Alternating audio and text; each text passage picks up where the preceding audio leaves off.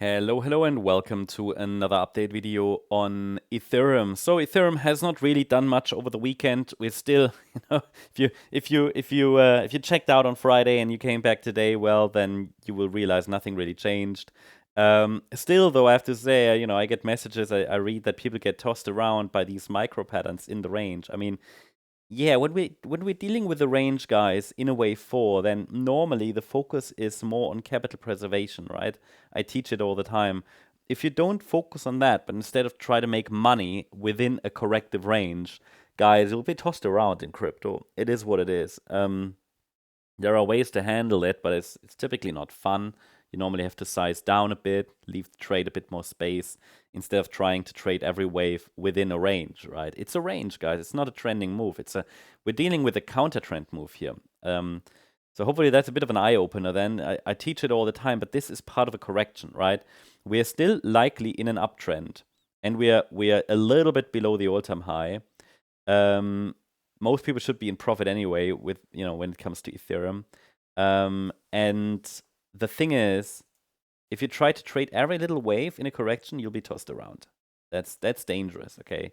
From an analysis point of view, nothing's changed. So we're still holding above our support area. Technically, the wave 4 can extend all the way down to $3,374. We could get another high in wave 5. That's the idea, okay? That's been the idea.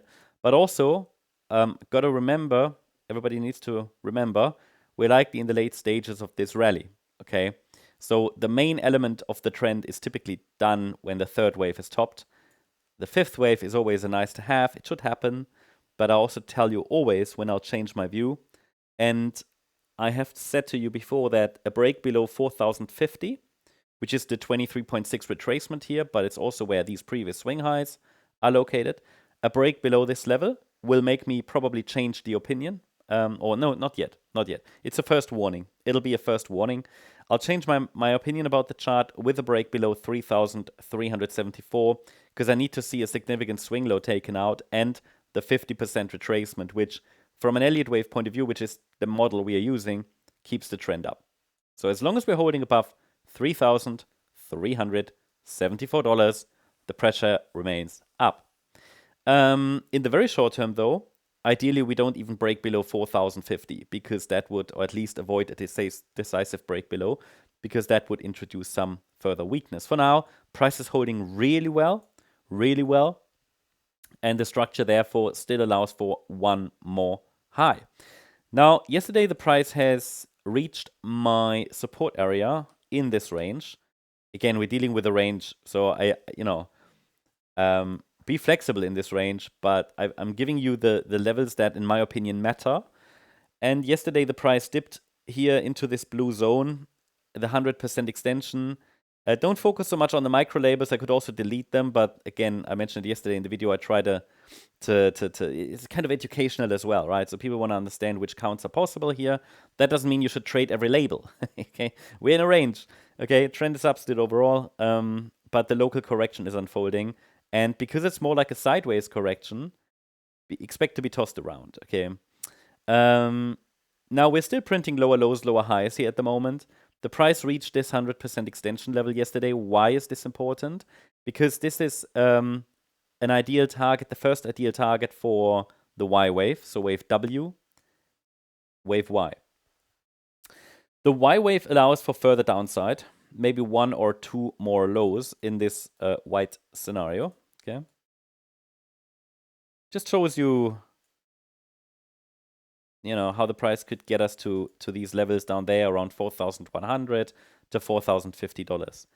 Today, I've added a micro support zone. So again, when I can add levels, I do, but please note that these are levels within a range, so they should generally be seen as weaker levels. Because they're not, we're not looking at a trend here or anything, right? Not locally. On a local level, this is just a range. So you see it better when I zoom out. Nothing has really changed since the market entered that range like 3 weeks ago, just sideways. And I think it's just important to understand when are we kind of in this, this is overall down, this is overall up, this is overall down. So when are we starting the next leg up? I mean, that was the blue zone's purpose, right? To show you where that could happen. Because we're dealing with a volatile crypto space, we have to give it a little bit more room, but basically the first level was 4,211. So we'll now need to see if the bulls can hold a higher low. Again, I would see this as a weak support area. If we can find support here between 4,253 to 4,336, we might start to move higher again. And then we'll have to watch closely the structure, whether it is just the D wave or it's turning into something more bullish. Remember, I just explained to you the white count. In the blue count, it's a triangle that we're tracking. So it's basically just showing us the market can spend some more time in the range. If we push higher from here, it could just be ABC in wave D. Then we get an ABC in wave E. And people who trade this too aggressively will likely be tossed around. So that's currently what I'm tracking. Next evidence that this blue count is playing out and that we are at least bouncing a little higher would be a break above these last swing highs around $4,495. Yeah. And we would need to form a higher low in the next pullback, basically hold this Fibonacci support zone between $4,253 and $4,336. That's the update on Ethereum. I hope you liked the update. If you did, please hit the like button, leave a comment, and subscribe. And if you really like the content, then please check out the channel membership. Also, I invite you to join us on X for additional updates. Feel free to follow us here. You get additional news, updates, infos about metrics that are coming out, much more. Check it out. Also, some charts are analyzed here that are not covered on YouTube. The link is in the description and in the comment section. Thanks so much. Bye-bye.